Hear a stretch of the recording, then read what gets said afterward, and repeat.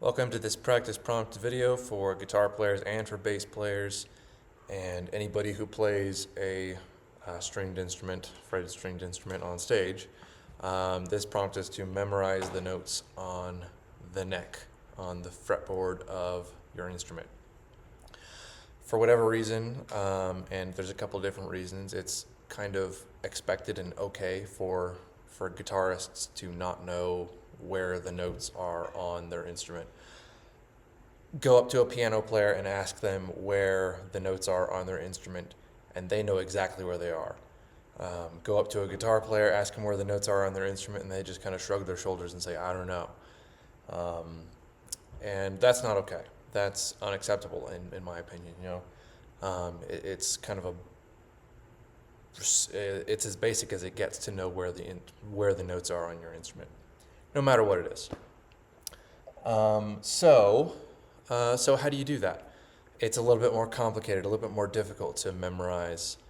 This is one of the reasons why guitarists and bass players and other people don't memorize the notes on their neck, is because it's harder to do than the piano. On the piano, there's this pattern of 2 and 3 black notes. Makes it super easy. And all of the notes follow that exact same pattern, with the white keys and the black keys. On the guitar, we have these dots. Some of them don't have any dots on the front. So it's a little bit more of a daunting task. All the notes look the same. So memorizing them is a little bit more of a challenge, but it's not that much more of a challenge. There's a couple of really simple ways that you can go about memorizing the notes on the neck. First of all is by knowing the notes of the musical alphabet and how your instrument is tuned. So let's take a look at that. So the musical alphabet is A, B, C, D, E, F, G, etc., etc. It goes around as a cycle, as a circle, and you know that because you've watched the things that you need to know, the stuff you need to know series on this channel already. And you know about the sharp and the flat notes, which notes have a sharp and a flat between them, an accidental, and which do not. B and C and E and F. Those two pairs of notes do not have an accidental between them. On the piano, that's a black key. B and C and E and F do not have a black key between them. They do not have a sharp and a flat between them. It's the same on the guitar. There's no difference on the guitar. So we can use this information, we can use the circle of the musical alphabet to find where all the notes on our guitar or on our bass is, just based on knowing one thing, and that is what is the note that each string is tuned to. So starting with the first string, E, and this goes for obviously the 6th string as well, because they're both tuned to the same note, E. Where is F in relation to E, the next note in the alphabet? It's 1 half step higher. So 1 fret higher from the open string to the 1st fret. There's where F is on the E string. G is a whole step. A, B, C, D, and E. Back at the 12th fret again, right here. It's as simple as that. You sit down for 5 minutes a day and you just do exactly that. You start with the open string. What is the note that open string is tuned to? And then you go through just the natural notes to start with. E, F, G, A, B, C, D, back to E again. You just do that forwards and backwards. So once you go E, F, G, A, B, C, D, E, you go backwards from the 12th fret down back to the open string again. E, D, C, B, A, G, F, E. E, D, C, B, A, G, F, E. I accidentally made a little mark in my fret there, oh well. Right, and it's as simple as that. So knowing how to find the notes on the neck is, like I said, it's as simple as that. I mean, we could do that for every single string now. We just did it for the E string, and for the B string, it's B. 1 fret higher is C. D is 2 frets higher, and then E, and then F, and then G, and then A, and then you're back to B again. And the cycle continues. We can go backwards. B, A, G, F, E, D, C, B.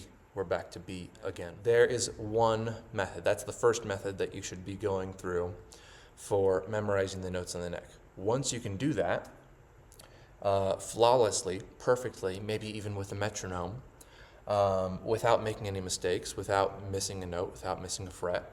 Once you can do that forwards and backwards, up and down, from the open string to the 12th fret, back to the open string again, then I would suggest that you move on to another different method for memorizing the notes, and this kind of shakes things up a little bit.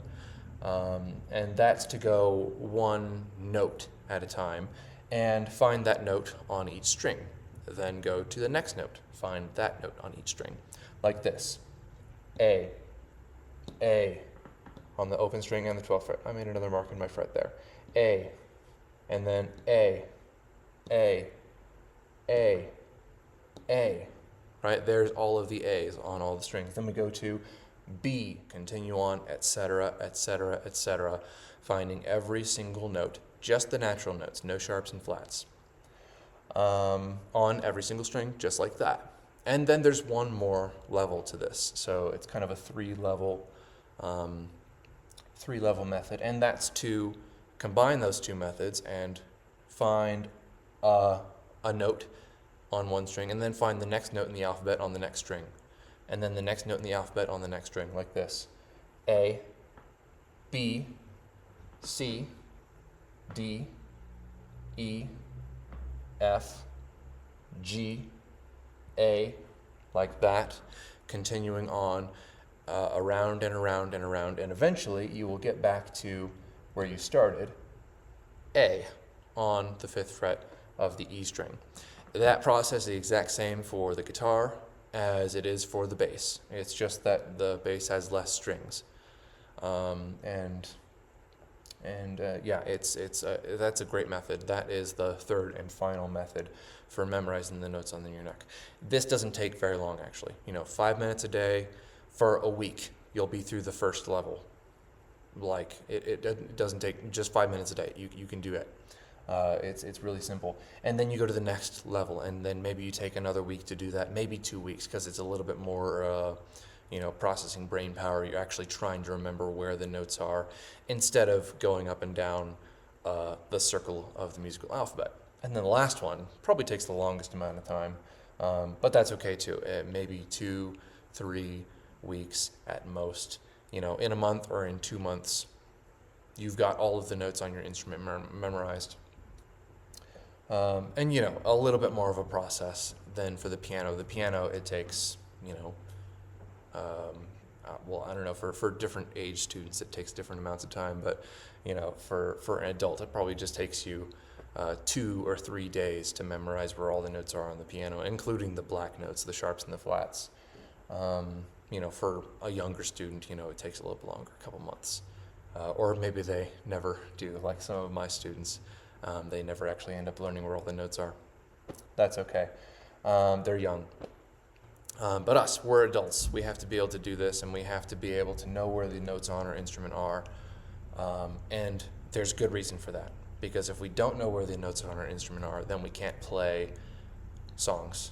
And we can't play in a key. We can't know what key we're in, especially as guitar players. If we're using an acoustic guitar and a capo, how do you know where to put your capo? You have to know where the notes are. You have to know your shapes. You have to know that my one shape is here, my root note is this note, and that's on this string, so I put my capo here, and I play that shape, and that gives me my one chord, and then you're off to 1, 4, 5, and 6, and 2 and 3, and all those other things. You have to know where the notes on your instrument are in order to do that. And we can go to Google and just say, what capo do I put my guitar to play in the key of E flat? And it'll tell you, and and then you haven't learned anything. But this is knowing your instrument. Knowing your instrument is a requirement, and not knowing your instrument is a shortcoming, if you ask me, no matter what instrument you play.